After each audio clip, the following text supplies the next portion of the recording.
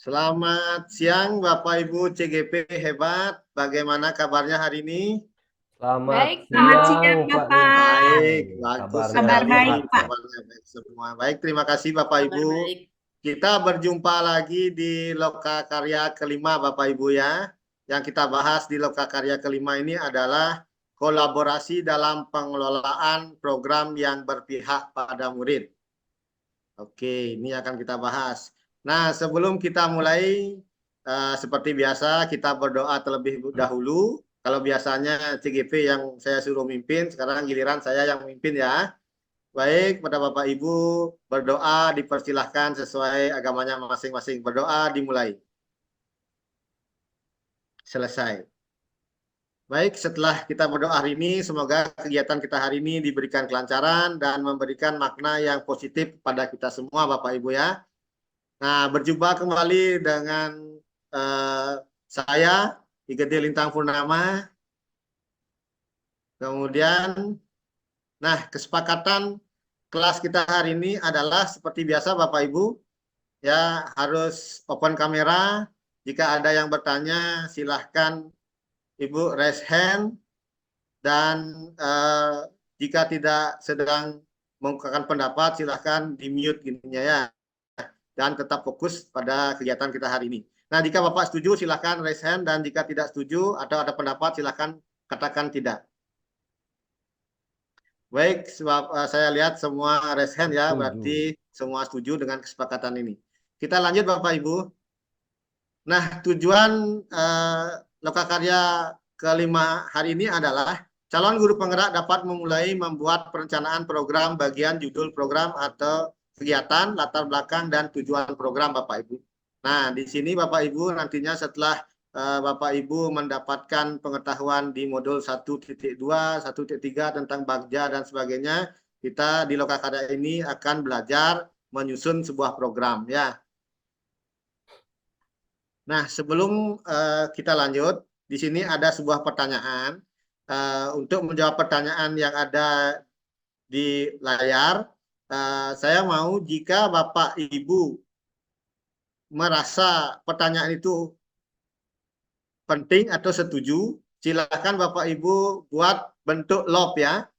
Jika Bapak Ibu tidak setuju, silakan tangannya. Nah, apakah penting suatu sekolah memiliki program yang berpihak pada murid, Bapak Ibu?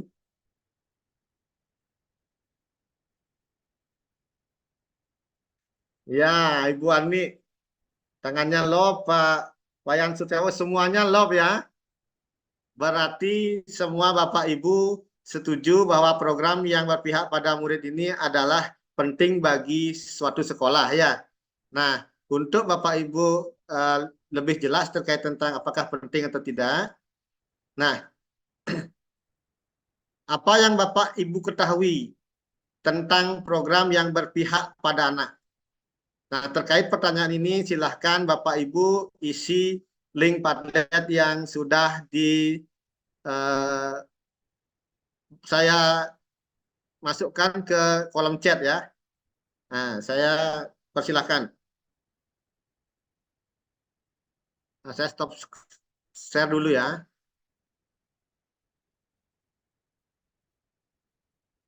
Silakan Bapak Ibu.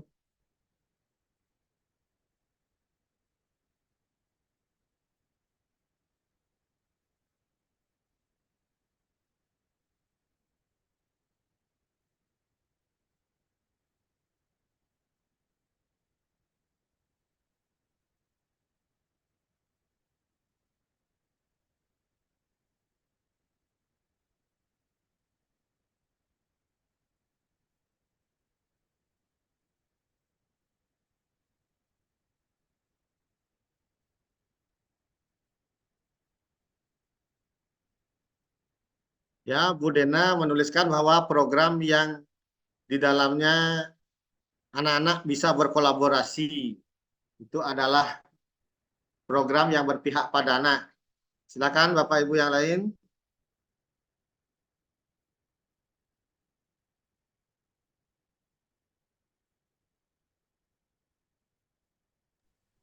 Izin Pak, Ya, ya Ibu. tadi, ya, tadi saya sudah membalas komennya, tapi komennya terbalas di Bu Dena, Pak nggih. Oh, nggih, nggih, nggih. Ya, enggak apa-apa, Ibu.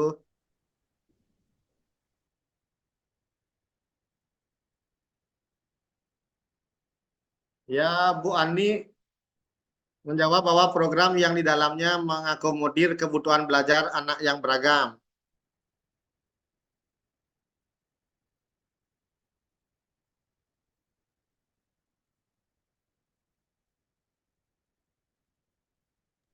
Oh izin Pak, saya nggak bisa tulis, bisa di kolom chat saya tulis ya. Ya, silakan Pak Wayan, enggak apa-apa.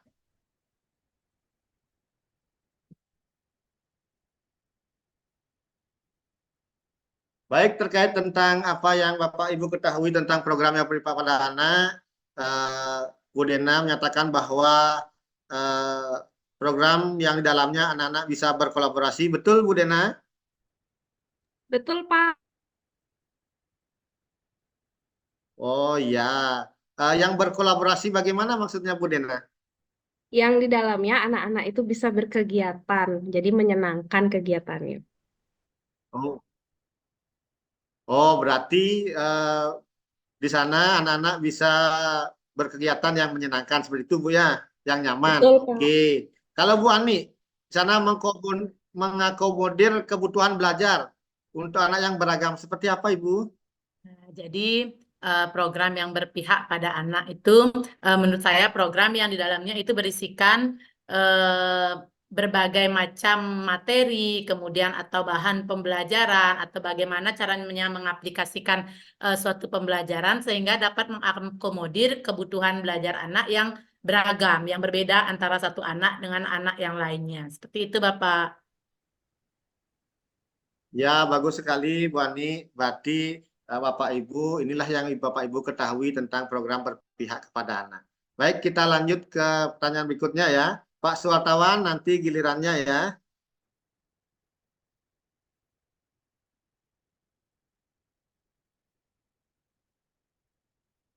Saya saya screen dulu ya, Bapak Ibu.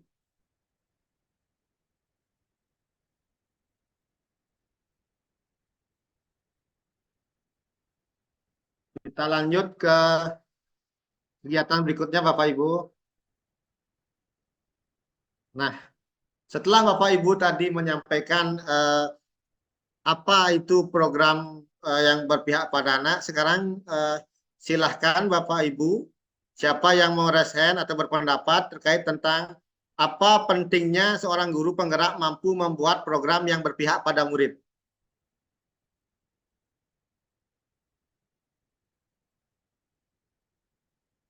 Silakan Pak Swartawan.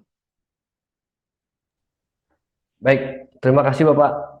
Mohon maaf tadi nggak tahu gini saya nggak bisa ngetik tadi. Jadi Ya, saya tidak ingin apa-apa. berpendapat, ya, menurut saya urgensi seorang guru penggerak itu mampu membuat program yang berpihak pada murid pada dasarnya adalah agar bisa memberikan wadah ataupun kenyamanan serta kemerdekaan dalam peserta didik itu untuk di dalam sekolah atau program-program sekolah. Jadi bagi saya sangat urgensi sekali apa namanya program yang memang berpihak kepada peserta didik tersebut, Bapak. Nggih. Agar pola pikir yang memang dulunya masih berfokus kepada guru saja, sekarang biar bisa memerdekakan peserta didik dalam belajar gitu. Terima kasih, Bapak. Baik, terima kasih Pak Wayan. Bagus sekali komentarnya. Brilian sekali. Berarti menurut Pak Wayan, pentingnya itu adalah sebagai wadah ya, agar anak-anak itu eh, belajar sesuai dengan kebutuhannya. Seperti itu Betul. ya Pak Wayan Ya, ya. Baik, ya. untuk Bapak Ibu yang, untuk Ibu-Ibu yang raise hand, saya beri kesempatan untuk pertanyaan berikutnya ya. Nah, sekarang kita brainstorming dulu. Silakan Bapak Ibu mengisi di Jamboard ya, link Jamboard. Potensi dan aset apa saja yang Anda miliki untuk mengembangkan program yang berpihak pada murid. Sekarang aset apa saja yang dibutuhkan atau dimiliki oleh sekolah atau Bapak Ibu. Saya persilahkan.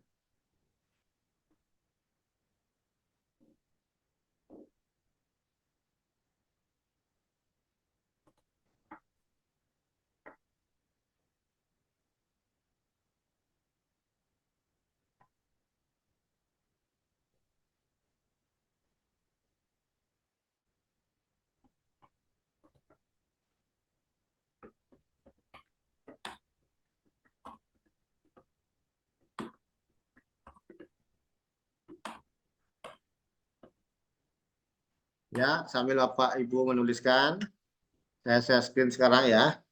Bu Sri nyatakan bahwa sumber daya manusia yang baik, Pak, serta sarana dan prasarana maksudnya Bu Sri ya. Kemudian aset lingkungan, saya kelompokkan ya, aset manusia, aset sosial, aset finansial, kemudian aset lingkungan, sama ya Bu Ani, aset lingkungan ya, aset sosial. Baik, saya ingin satu orang untuk menanggapi ini, kenapa aset-aset ini penting menurut Bapak Ibu dimiliki untuk mengembangkan program yang berpihak pada anak. Silakan Bu Sri. Baik Bapak, izin menanggapi. Menurut saya seluruh aset itu sangat penting guna untuk mengembangkan komunitas. Sehingga dengan aset itu akan mendukung terbentuknya program yang memang akan berdampak positif terhadap peserta didiknya Bapak. Terima kasih Bapak. Baik, terima kasih Ibu. Berarti aset-aset ini penting untuk mendukung dari program berpihak pada murid Ibu ya. Baik, terima kasih Bapak Ibu. Sungguh bagus sekali hari ini. Kita lanjut ya. Sekarang kita lanjut lagi ke slide ya. Mohon bersabar Bapak Ibu.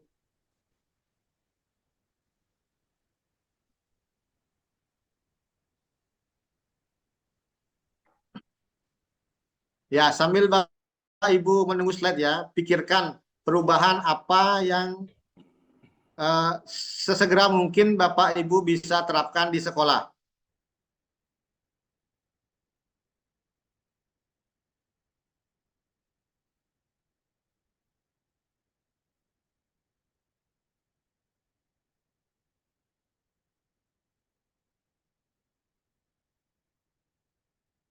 Nah, program apa saja yang mungkin bisa dilakukan sesegera mungkin dengan program yang berpihak pada murid di sekolah Bapak Ibu masing-masing. Nah, jangan dijawab dulu Bapak Ibu. Nah, Bapak Ibu dapat memulai perencanaan program yang berpihak pada murid.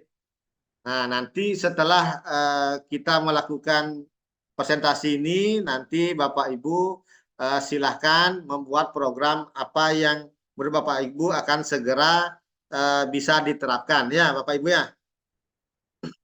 Sekarang kita simpulkan dulu berdasarkan hasil diskusi dan jajak pendapat tadi, maka dapat disimpulkan siapa yang mau raise hand. Silakan. Ya, silakan Pak Wayan. Baik, terima kasih Bapak.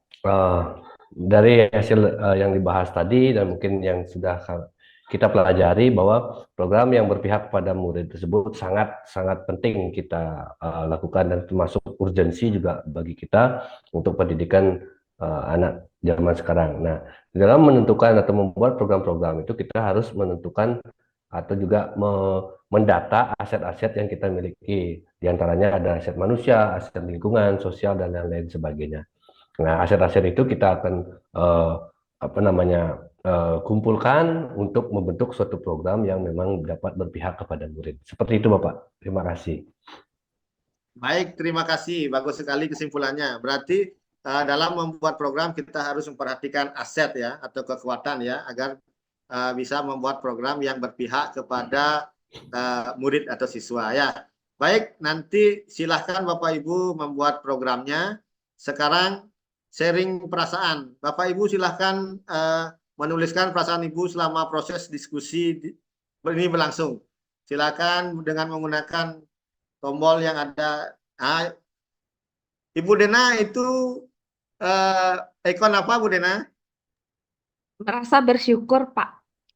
Merasa bersyukur. Kenapa merasa bersyukur hari ini? Bersyukur bisa bertemu dengan teman-teman dan berdiskusi walau pandemi, Pak. Iya, bagus sekali Bu Dena. Kalau Bu Sri, senyumnya pipinya merah sekali Bu Sri. Saya senang Bapak karena dapat berkolaborasi dengan para CGP hebat Bapak. Iya, berarti Bu Dena senang ya. Bu Sri senang ya. Berarti semua hari ini semua perasaannya senang, ada bersyukur dan sebagainya ya. Mudah-mudahan apa yang kita dapat hari ini bermanfaat bagi kita semua. Baik Bapak Ibu, karena kita tadi awali dengan doa, kita tutup dengan doa ya. Doa dimulai. Selesai. Terima kasih Bapak Ibu, kita ketemu di Lokakarya dan PI berikutnya. Terima kasih.